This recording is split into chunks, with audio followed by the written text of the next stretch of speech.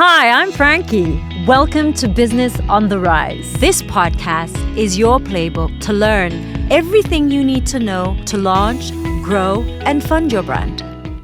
Welcome back to Business on the Rise. I'm here today talking to Aisha Hassan, co-founder of Dia Guild, an e-commerce platform, I would say a slow e-commerce platform that champions craftsmanship, artisans from Southeast Asia, and it's luxurious.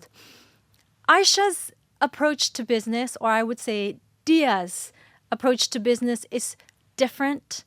It's refreshing, something I've never heard before. I think it's quite sustainable. And when I say sustainable, I don't just mean it environmentally. It's economically, socially, but also humanly. It's different. Aisha, welcome. Thank you, Frankie. Good to be here. Thank you for coming and thank you for your time. I'm so happy that, it's a different environment that we're at. Usually you and I will be meeting at Bungalow 18 and talking about what's next. For both of us. Collaborations. Yeah. Yes. So for those of you joining us, I've known Aisha for quite some time now. When Dia first started, that was 4 years ago? Exactly, 2020. So tell me a little bit more about Dia, the name. Yeah. Because I love that name. I used to work for a company called Kasih Dia. And people used to go goo goo gaga over that name. But it's a special name and it has a special meaning. So tell me about that. Yeah, so Dia, which is the name of our brand, it first and foremost kind of stands for directly impacting artisans, because we only work with artisanal brands or independent brands that affect in a really beneficial way artisanal communities such as yourself. And Dia is also a Malay word, right? It means she, he, it's a pronoun.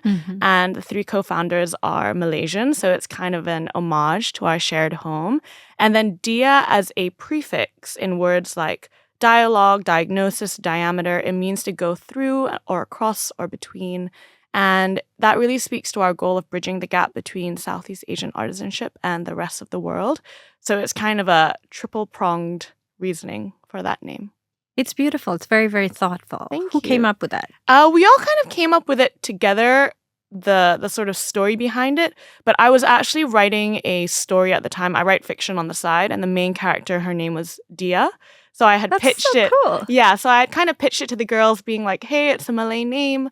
You can pronounce it anywhere. Yeah. It's 3 letters. And then I think Kylie was like, oh, it also stands for directly impacting artisans.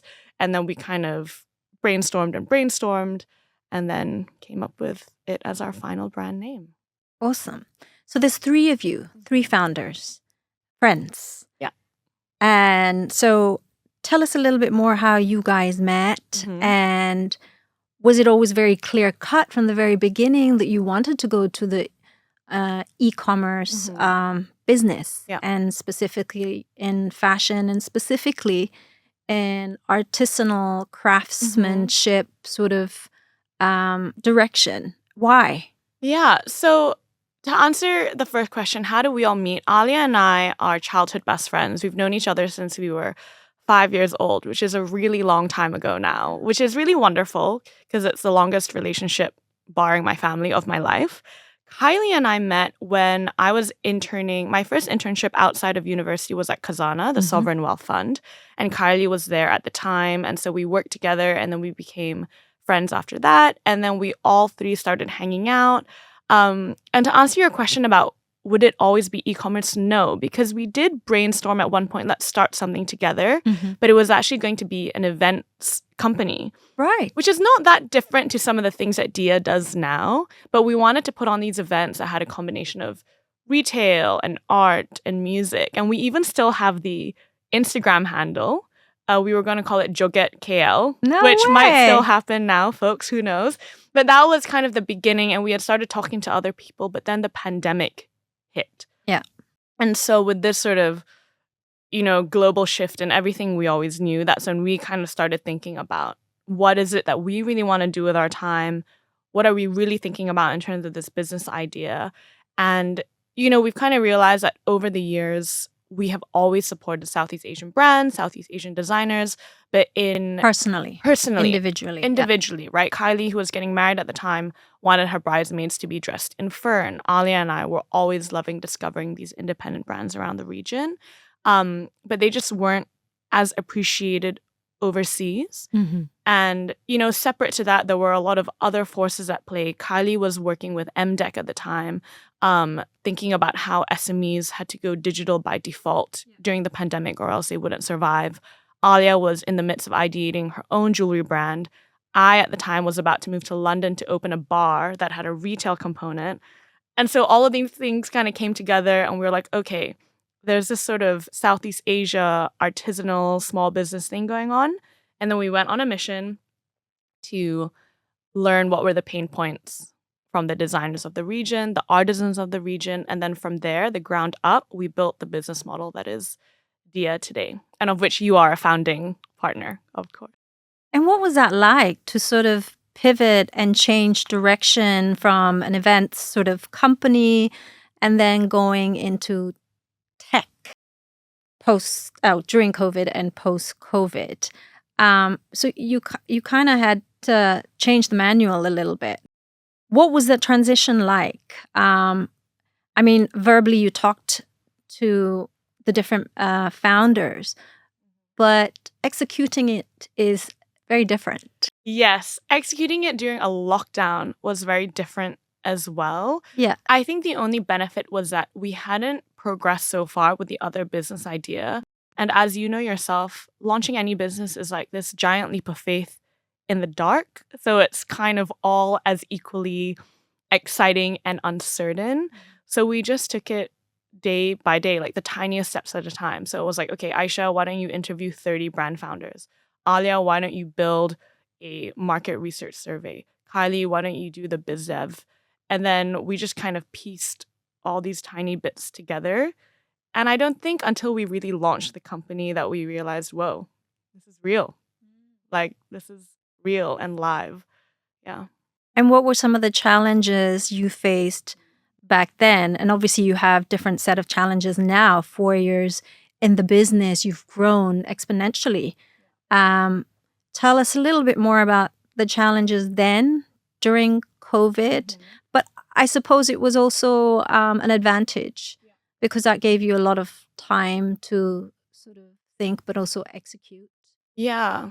And plan. Yeah, it did. It was an advantage in the sense that it forced us to be digitally native, which I think now looking back is a really good foundation because it makes us quite resilient. We started ideating in April and it went live, I think at the end of the year in November.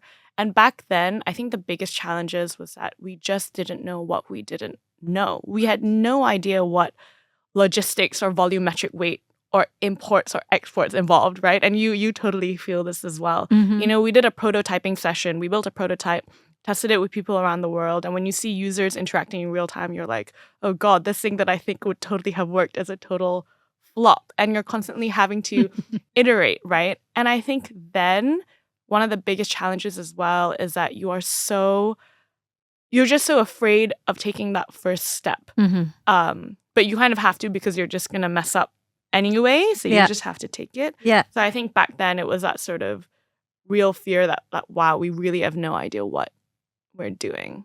But also a learning of improvisation. Yeah. You just had to improvise. Yeah. You learn as you go along, right? As an entrepreneur, there isn't an actual manual for everything. Mm-hmm. Well, there's different books. Yeah. But again, execution is always very, very different. Yes, it was. And during the lockdown, a lot of things were done remotely. And I think that was hard as well. But again, I think it actually made us more resilient in the long run because now we can kind of run our business from anywhere. So back then, you started off with how many artisanal brands? And then now you have over 30 brands? Yeah, exactly. So back then, in November of 2020, we started with our beginning roster of 7 artisanal partner brands, of which Frankie is one. And we really treated this as a trial. We were like, look, we're going to do this for 3 months until the end of the year, see how it goes. And if it goes well, then we'll continue, and then we'll actually have data and a track record to pitch more brands with. So we started out with 7, and now we have, around 30 or just over 30, but they're not the same. But some brands have come and gone. Some stay for a season, some stay for the whole time. I think what's amazing is that we've developed such close relationships with all our partners that we're really flexible with what they need, what we need. And with a lot of brands that we've worked with, it really feels like we've grown together, which is really amazing. 30 brands across 6 countries in ASEAN, and we ship all around the world. Wow. Yeah. That's a huge achievement. Yeah, thank you. So, speaking of achievement, when you listen to entrepreneurs from a podcast and you read a book and you try and figure out like formulas, right? What is it about them that, makes them really tick and that makes them do really cool stuff and makes them really successful in what they do? Yeah. So what is it about the 3 of you? Like, is there a formula that you guys have, whether it's a professional formula, a personal formula that you sort of combine together? Yeah. Is there a certain ethos that you follow, that guide the 3 of you? Yeah. That is a really, really good question. When we first started the company, Kylie's husband at the time was working at McKinsey. And he actually took us through this sort of culture setting exercise that they usually do for huge corporations, right? But we did it between Alia, Kylie, and I. And that involved everything from figuring out what's your personality type to setting your own hard boundaries with work. And to be honest, the boundaries and the culture that we built in that one session 4 years ago is still what we follow today. Wow. We are very clear about the most important things in our business, which includes, honesty and transparency over all else, which includes over communicating when we have to, which includes understanding that each of us is so different and that we have to be conscious of that when we are making work decisions or having work discussions, because we're also good friends, right? So that adds like a whole other like dimension to it. And I think that creates a level of understanding amongst us that makes us work so seamlessly as a professional team. And professionally, the biggest thing for us, I think, is that we have never compromised on our brand identity, for better or for worse, right? Dia is an extremely niche brand. Like, I remember at the beginning, people were like, Southeast Asia and only artisanal and only small business. Like, that's such a tiny, niche thing. Where are you going to find the audience? But I think we always believed, like, look, there's a space for these brands, and the way that we're doing it might not be the way that you see in all these, in the media and all these books, people growing, this. We're doing it slowly but surely. But I think having that faith that we are doing it thoughtfully and our way has been a huge like northern star for us. Speaking of thoughtful, what you do and the brands that you represent and that you work with are generally very thoughtful brands. They're quite conscious, and they're also quite niche in their own right. There is a purpose, and there is craftsmanship, and it talks about heritage as well. And again, predominantly Southeast Asian heritage. Why is it important to the 3 of you to preserve these brands and to communicate their messages and their story? I mean, I know why it's important to Franquitas. I'm a big believer in that. But what's your perspective on this? Yeah.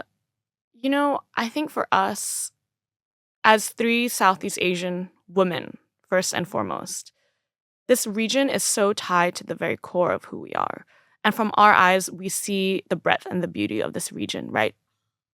It's got a vast cultural history. It's got a rich heritage of craftsmanship.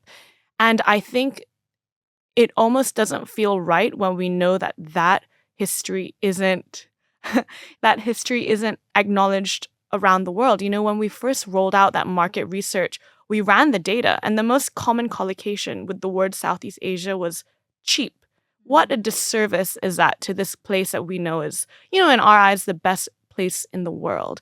And so it becomes tied to almost changing the narrative as so much a matter of justice, but it kind of is. But it kind of is. You want to avenge that narrative. Right. You want to avenge that narrative and you want to change it. And refresh it. And you want to refresh it because I think you also realize that a lot of these brands, not to mention the voices of the individual artisans, not to mention the voices of the individual brand founders and what they fight for, have so often been left out of the conversation, right? For various reasons, whether they're underserved by bigger marketplaces, whether they don't have the means to market themselves, whether there's just a lack of opportunity, whether there's a whole narrative of bias going against them, right, from the mainstream, which is what we saw. And there's just such an urge for us, especially I think being lucky and privileged enough to have worked all across the world, to see these different vantage points and realizing, like, look, I think we straddle a very unique position in which we are completely and fully of this region, but we kind of also have that international view. And so we have to do Southeast Asia proud. Our very first tagline was a love letter to Southeast Asia. I love that so much. Thank you. Which we still use today because it's the truth. All of us are mixed race Southeast Asian, Chinese, Malay, Sri Lankan Chinese, Thai, Malay, and it roots us all across this region. And we just want to share how amazing it is with the world. And yeah, so I think we also have a very personal accountability for it too. And now that we're so close with our brand founders, you see the work that they put in. You see the toil, like the effort, the dreams that they have. And so you really want to be part of that and to support that. You want to do justice to that? You want to do justice to it. Yeah. Because that's what they not so much deserve. They do deserve it, but I think it's what they've earned. Yeah. Like they put in the work for that. They've earned the right. Exactly. Yeah. On that note, you spoke about, how Southeast Asian brands or the association with Southeast Asian is cheap. Yeah. It's ironic to me that the perception has been that because if you look at the luxury fashion, we all know about luxury fashion, the artistry, the craftsmanship, some still in their own prospective countries, but a lot of it is done in Asia. For sure. With our crafters. Completely. So I think more so now than ever, we should preserve that artistry and craftsmanship. Yeah. And I think highlight the local brands that are underserved, that are underpromoted. On that note, like, what's your biggest misconception about local artisanal products and brands? And then what's the message that you want to send out there to the consumers that are used to thinking that what comes from the West, and because it's expensive and because they have a huge team of marketeers, brand personalities, as well as using external, celebrity endorsement, that's why you pay for that. Yeah. You pay for that. Yeah. Please share this message, and what is that message for the consumers listening in, because they all have a role to play. Yeah. Right? Becoming a little bit more conscious and thoughtful with the way they purchase things. For sure. I think that's the biggest thing that you just said about being conscious and thoughtful. I would say the overarching message I would like to say is be a bit more conscious about the way you consume. If you want to buy from a big name Western brand, that's fine. But I think people have almost developed this sterile, detached relationship with the objects that we buy because the relentless face of capitalism and retail means everything is a click away. You're buying the quickest thing. Yeah. But what I would ask people is really to slow down and rethink, what is your relationship to this item that you're buying? If you fully know that, you're going to buy it for the brand and that logo, that's fine. But if you're actually looking for something with craftsmanship or a story, realize that you can find that in so many more places that you can imagine, and that in such such more unique and special ways that you can imagine too when you look outside this tiny frame that has been given to you by the mass media. Start looking local, then start looking regional. And don't think that just because it's made in Southeast Asia that one, it's of poor quality, because that's absolutely not true. That's bullshit. Yeah, exactly. It's a lie. We're allowed to say that. And two, that, I think there's this perception that when you think of Southeast Asia or craftsmanship, that it has to be extremely ethnic in a pejorative way, right? But actually, there's a fine line between drawing on your heritage and twisting craft in a really modern way. Contemporary. It's contemporary. Like, what I want consumer to know is that the things that you get from the brands here are stylish on a world stage. Yeah. Like, it's not just... I love that. Yeah, you're not just going to wear it during one occasion, but actually these are things that you would carry in New York, London. And you know what? I would also want consumers to know that that's actually a more interesting way of standing out. How you invest your money and your time says a lot about who you are. I love that. And in the same way that people carry branded bags as a form of social capital, I would encourage consumers to think the way that they carry something made with care, where artisans are fairly compensated, where there's a story, that's a much more interesting form of social capital, because that says something very different about you. And if you want to stand out from the crowd, I'd say, look towards your regional independent. I love that. I think you're doing a lot of justice. Do you see, what do you foresee happening in the future, hopefully in the near future? Do you think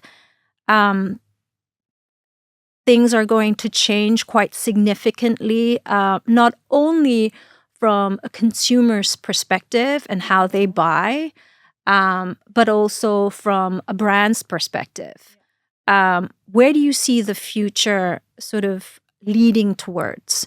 Do you see more artisanal brands? Again, not just in Southeast Asia, but you look at Africa, for example. You have some beautiful, beautiful crafts coming from there. Do you think we will ever take the center stage at some point?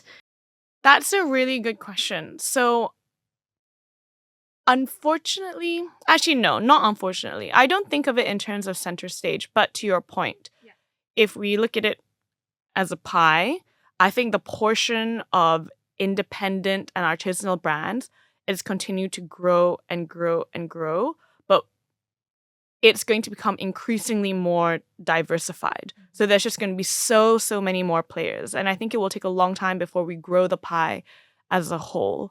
Like, unfortunately, I don't think the luxury brands are going to go away, nor do I think they should, right? They're incredible heritage houses.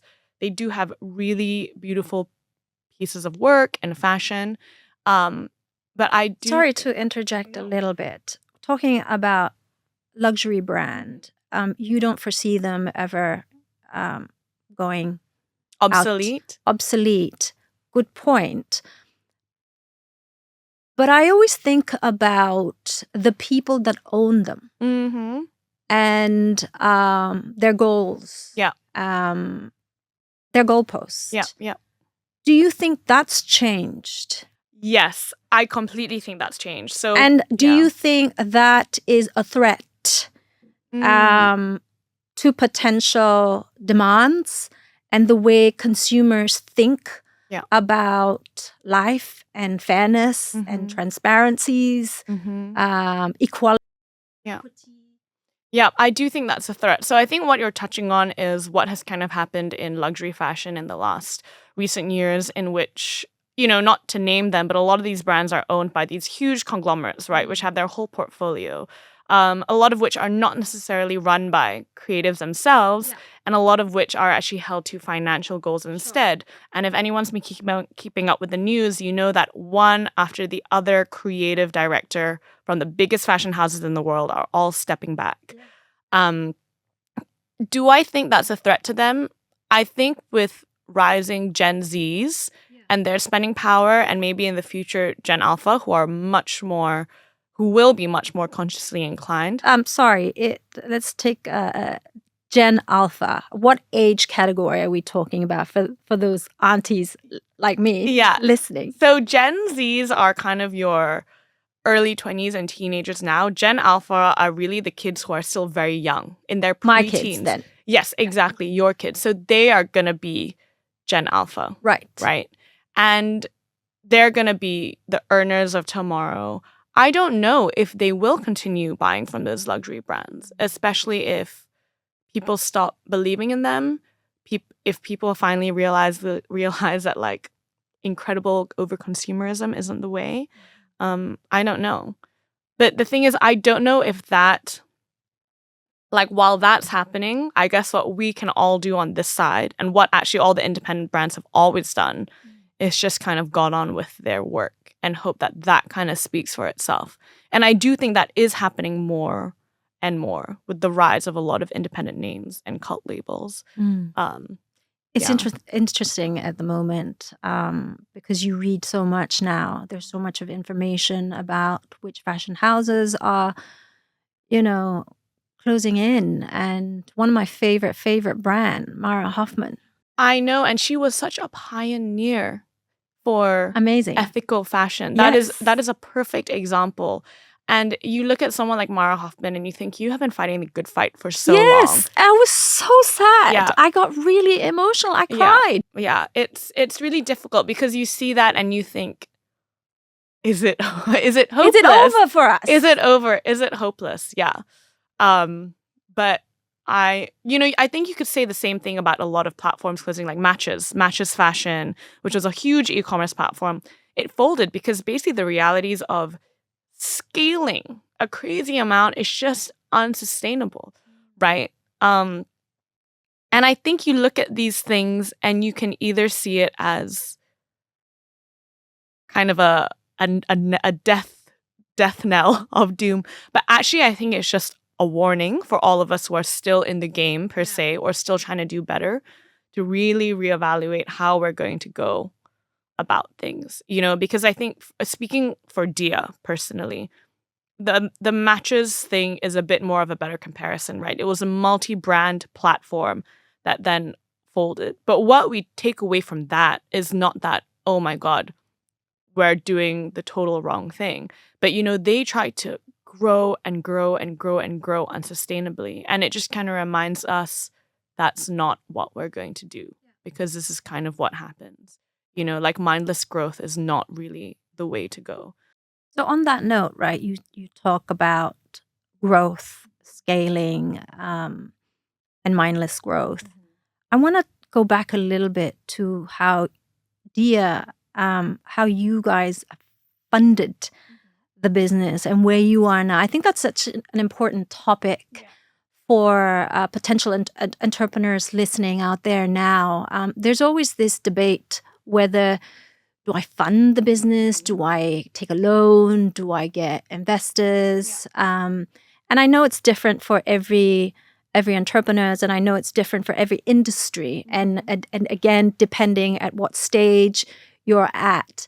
I look at Franquitas and I ask myself, was it a good idea for me to have gotten a big investor back then? And my answer is no, because we wouldn't be where we are today if, I think it would have changed the game a little bit. But going back to Dia, there's a lot of signals and signs, with the bigger brands folding.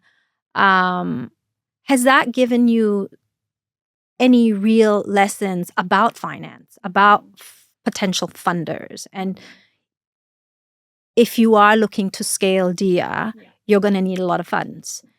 And are you thinking about getting investors? And what kind of investors are you looking at? Because there's different types. There's angel investors and there is the VCs. Yeah. What's your direction on all of this? And then I would say that there's another form of financing that people don't usually discuss, which is traditional financing, like bank loans, right? Or stuff like that. Yeah. Our view on that is, this question of scale, this buzzword is something that we talk a lot about as business owners. And, people always ask us like, oh, how's Dia going to scale?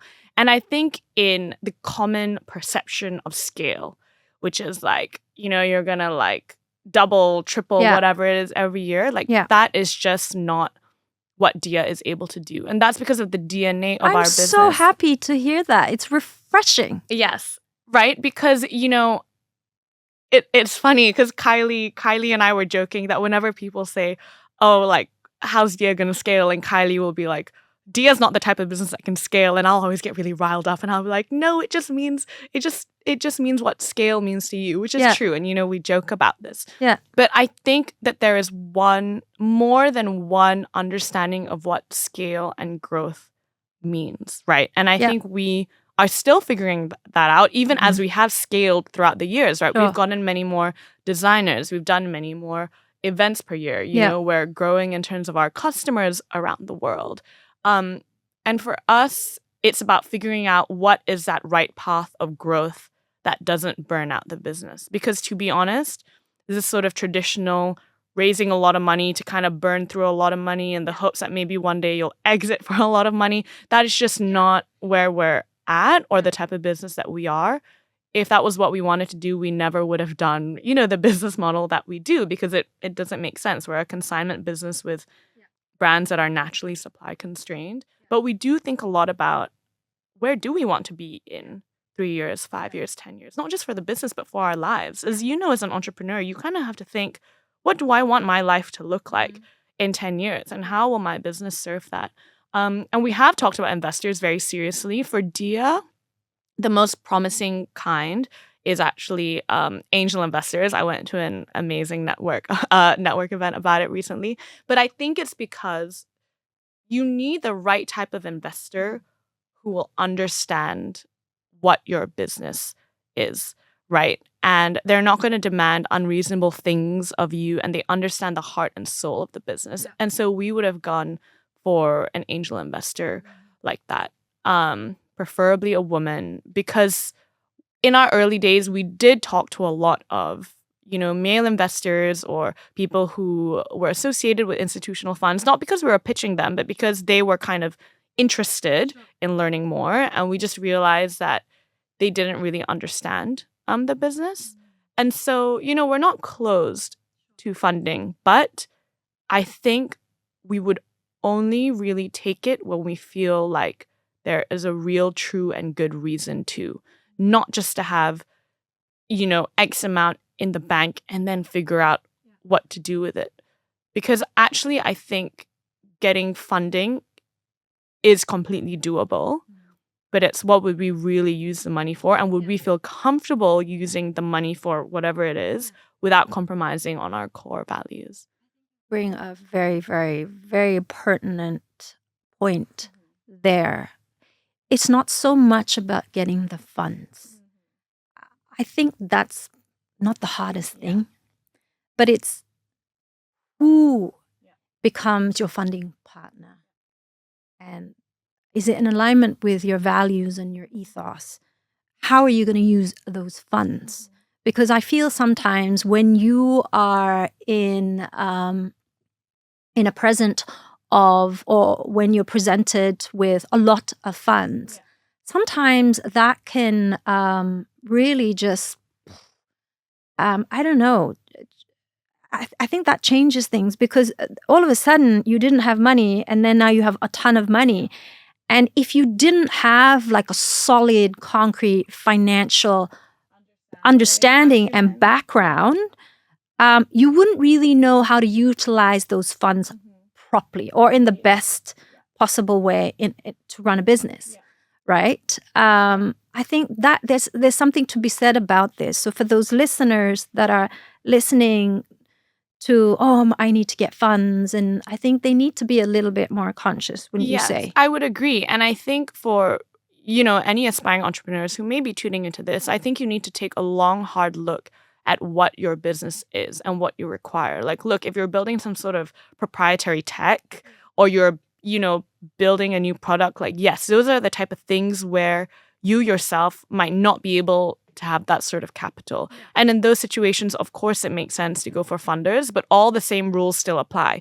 Who is funding you? What are they bringing to the table? I would say to everyone, remember that value is not just monetary, and it never is. It's about people's expertise. It's about their networks. Because at the end of the day, you owe these people money. Like, you have taken these people's money. So you have to think very carefully about who you're willing to do that from. And I would just say that being resource constrained has really taught us, at least, to be incredibly resourceful, incredibly scrappy. And I think at the beginning, when you learn to do a lot of it yourself, now we see people who talk about like, oh, I spent this much to do a website, or, oh, I'm going to pay this person to do this. And you kind of realize you could have done that for about a tenth of the amount and maybe a few hours learning some tutorials. Right. Yeah. So I think it's a good way to learn as well, being resource constrained. I want to touch on a lot more on your friendship and friends in business. And, I am a big fan because I'm running a business with my best friend and it works really, really well. But it doesn't always end up well. Yeah. And we know it gets a really bad rep. Tell me a little bit more about the dynamics between you and Alia and Kylie. Yeah. I mean, you're in two different continents. I know Kylie's in New York. You and Alia, you're here. Yeah. You have specific roles. That's obviously quite clear. You have to make it clear. So what's the dynamics like? And how do you make it work? And how do you make it work that no one feels like it's personal? Yes. Well, that's a huge thing that comes with time, right? Because I think some people, you can be more likely to take things personally when they're not.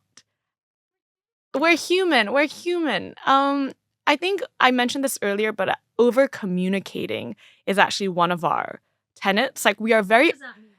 It means that if there's any absence of doubt in, let's say, you're not sure if the other person has really heard you or what you're feeling or trying to say, we really spell it out. Like, look, I'm thinking about this way because I feel this way, and maybe, and maybe that's also something to do with the greatest of female friendships, right? In which you are used to speaking your heart openly. And it's funny because I would say we apply that to our communication within the business. Everyone's always listening openly and honestly, and we always assume best intentions, no matter what. So even if someone says something that might seem like a rebuff, or someone says something that means like they, shut you down or didn't, we always assume best intentions, which is that, look, there's another reason for that. There's a business reason. There's a practical reason. Yeah. And I think remembering that helps you to keep it very separate. And as for the dynamics, I think what's very important for us three is that we all really work on our friendships outside of the business, which is very important. And sometimes that can be hard to do. When life is at a tough season and you're just kind of holding on by your fingernails, it's hard to do anything but just get on with work. And, in the long course of our friendship, of course, we've all gone through that. But I think we always come back to this idea that, look, we can't get complacent. We need to nurture our bond outside of this business because it all kind of feeds each other. We make time for each other that has nothing to do with work. And then when it comes back to work, it's almost like we have this intuitive flow that just does very well. And I think our partners can see that. The people that we work with can see that. But it's because we nurture so much of ourselves outside of work, because at the end of the day, we are so deeply tied to Dia as entrepreneurs, as Southeast Asian women. But work is never your real life. Yeah. Your real life is, it's the life you have at home. The relationship that you have with people. Exactly. And it has nothing to do with this job that you do. Even though, as entrepreneurs, there is a big part of it. Mm-hmm. But I think we've learned to separate that a lot. Our real life is the relationship between me and Al and Kylie, and me and Kylie. It's not, we're staying up until 12 on some Excel spreadsheet. That doesn't have a bearing on who we are to each other. Yeah. That's special. It is, yeah. And I'm so happy to hear that you have that. Yeah. Because I really honestly think that friends in business do get a bad rap, but it can really, really work. And the beauty is that it is really special. Yeah. To be able to share the joy, achievements, little achievements and share that with somebody, but also to, share the challenges and the highs and the lows. The lows, and when you fall, there's somebody right next to you that's going to hold your hand. Completely. We always joke that with three of us, we all take turns going through a breakdown. And all that matters is that there is at least one person standing in that. And it is usually that person who will pull the others up. Because, you can spiral for a million reasons all the time, but you need that voice. Yeah. And I would actually just add that with Alia, Kylie, and I, we have this sort of jackpot situation in which we're all actually quite different people, but in very complementary ways. Like in what I quote unquote lack and vice versa for all of them, I think we all actually fill each other up. So I think that has been a great blessing as well. So would you recommend for friends to do business together? For those people listening out there, there's great friendship and you always wish and you want to dream together, right? Yeah. And it's okay. And you think like, let's do this together because we love each other so much and we have a common bond, we have common ethos, and sometimes it works and sometimes it doesn't. But when it does, it's great. But when it doesn't. Yes. So I would actually say to anyone who is thinking about starting a business with your friends, I would ask yourself kind of maybe one very core question, which is what we asked ourselves, which is that if it came down to it, to the bone, between the business and your friendship, even if your business was like doing very well, whatever, what would you ultimately choose? And from the day we started this business, before we signed that shareholders agreement, we all said to each other, if it's between the business and the friendship, we would all drop the business. And I really don't say that lightly because Dia is really like our lifeblood. Of course. We've built this, I would say, really amazing brand that does really cool work. It is. But even if you ask me today, like literally in a heartbeat, if it had to go between Alia and Kylie's friendship and the business, I would really just fold the business. Yeah. Which is something that comes from a place of privilege as well. But it really is from the core of my being and for them as well. So have that conversation with your friends. I agree. Yeah. I feel the same way with Gaia. Yeah. I would drop Frankita's bungalow 18. Exactly. Yeah. Yeah. Because it's family. It is. She is my family. Yeah. And we want to grow old together. Exactly. I want to take care of her and like she takes care of me. It's just really, really special. I recommend it. Yeah. Of course, with different disclaimers. Mentors. Do you have a mentor? Yeah. And has it helped? Do we have and would you recommend for entrepreneurs out there to have a mentor when they start a business? I never had a mentor, and I sometimes wish I did, and I do. Yeah. There was one guy that was sort of like my mentor, Kevin Dyson. And Kevin, if you're listening to this, I owe you a lot. You have no idea. Yeah. But he was the former CEO of Tangs, Singapore. He's back in the States now. He's sort of semi-retired. But he really encouraged me. And, our relationship wasn't just about, vendor-supplier, client relationship. It was beyond that. We formed a friendship. And he taught me things. And until today, I think he was the one that really taught me to back myself. And that was an important message. It was an important push. What about you? Yeah, so I think similar to you, I wish we had more concrete mentors in the early days, because from a lot of people we've spoken with, I think it is an absolute benefit to have someone who can really guide you in these things. Because in the beginning, we didn't have any formal mentors, but we were asking people questions all the time. Anything that we didn't know, we would ask someone who maybe knew someone to please set up a meeting, a 60-minute call. And I think we were speaking to people every single week. And that was an amazing learning experience. But it wasn't until maybe last year that we kind of developed a mentor relationship, because Dia was a semi-finalist for this Vogue Singapore competition. And for making it to that stage, you got assigned a global mentor. And ours was Alexi Bonhomme. Alexi, shout out if you're seeing this. And he's at Farfetch. He's had an incredible career. And he just gets us. And that is so rare because, like I said, Dia is a very niche business. It doesn't scale in a traditional way. We're trying to do something that actually I don't think other people have really done before. And to speak to Alexi, someone who's had, a very successful startup career, successful acquisition, now is incredibly influential at Farfetch, which is, very similar to us, to have him validate what we're doing and also be such a guiding light through what we think about as we grow this business, it has been invaluable. And, as recently as a few months ago, we were really thinking through something and he was there to bounce the ideas around with us. And that is so important. And having that relationship also gave us, as a bootstrap startup, a sense of accountability that we've never had before, right? Because it's not like we're accountable to investors. So it is good to have this sort of outside voice looking in, saying like, look, think through this. So yes, I would 100% recommend getting a mentor. And if you're lucky to have someone who really sees you and really, really understands what you're doing. Health.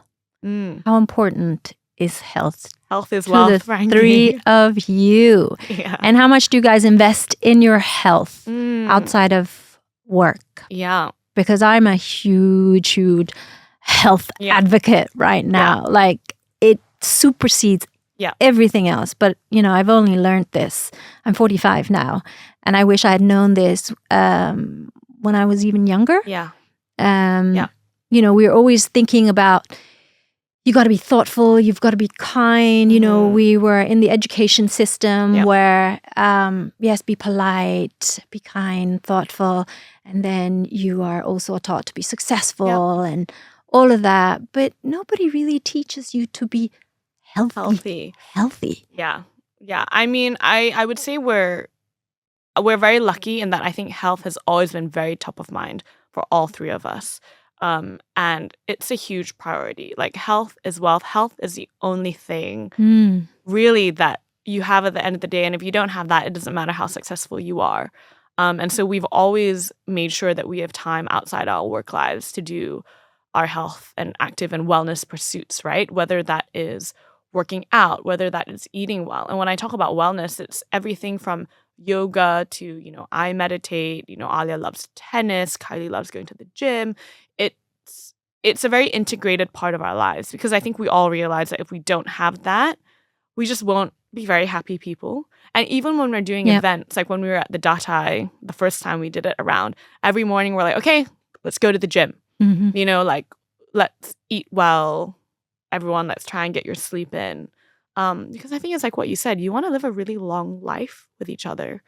Like, growing old is a real privilege. And I think it is. And I think we all feel that way very acutely. And so we want to be there for as long as this thing will go.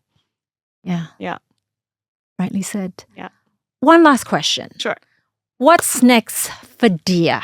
What can we foresee? I mean, I'm excited. Yeah. So can you give me the gist? What is next for What's the Dia? juice? So we have not publicly announced this yet.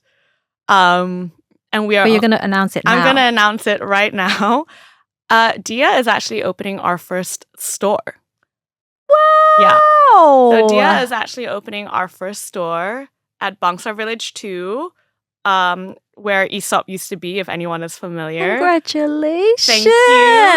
Thank you. And this opportunity kind of only really came about in the last few months. And as you can imagine, it's kind of been a bit of a whirlwind because we actually had our events calendar set up until like Q1 next year. We're going here and there. We are still doing that. So for this year, we are still doing our flagship event at the Datai, which will be another big one at the end of this year. We're collaborating with the government, with Khazana and Desaru Coast. They've asked us to help with a music festival in Johor.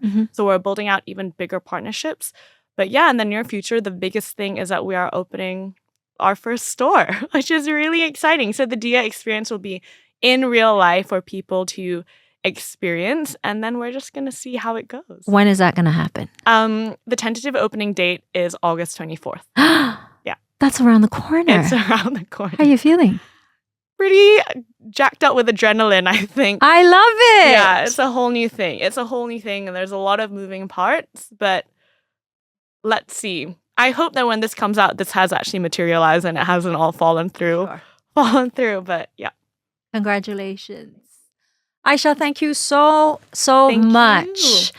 for today, for sharing your wisdom, sharing your experiences, and also sharing some raw thoughts and footage from your heart. Yeah. And thank you for avenging our industry Yeah. and for having faith and for keeping it a lot stronger. Thank you. Thank you. Here's my key takeaway from Aisha's interview. As a business owner and as an entrepreneur, you can do your business very differently and it works. You don't necessarily have to follow the flock and go with the current. You can go against that current. And Aisha and the Dia Guild team has proven that. Thank you for tuning in to Business on the Rise. Don't forget to follow us and subscribe to our YouTube channel.